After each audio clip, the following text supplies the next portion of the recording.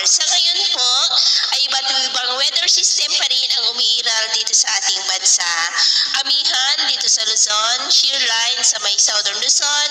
easterlies naman sa may Visayas at Mindanao. Habang ang NPA nating binabantayan, loob ng ating PAR ay nasa silangang baybayin po ng Southern Palawan at posibleng labas na po yan sa susunod na mga oras sa ating area of responsibility at magsasanib ang sirkulasyon nila ng isa pang LPA na nasa malapit po ngayon sa may Pintula, Malaysia at posible rin na maging bagyo ang mga yan. Pero papalayo na po yan dito sa ating bansa, pero bahagya po nilang mahahatak ang hanging amihan. At sa ating long range forecast ay wala pa ring bagyo na nakikita na tatawid po dito sa ating bansa for the next 5 to 7 days. Pero nananatili po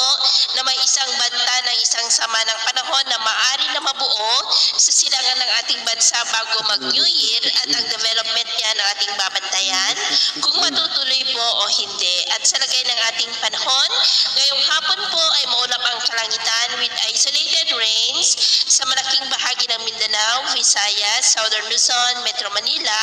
Bulacan at ilang bahagi ng Northern Luzon na posibleng magtuloy-tuloy ang mga isolated rains sa ilang bahagi ng ating bansa mamayang gabi, lalo na po sa may Mindanao, Southern Luzon, Kabisayaan, Metro Manila, ilang bahagi ng southern part ng Central Luzon at silangan ng Cagayan Valley, kaya mag-ingat pa rin po tayo.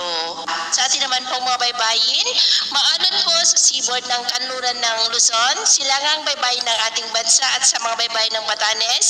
Babuyan Islands at Cagayan dahil ang maalon dyan ay posible po na aabot hanggang sa 6 to 12 feet. Kaya hanggat maaari po, ay iwasan na muna natin ang papalaot dyan sa mga may kulay pula para mas makaiwas sa mga sakunang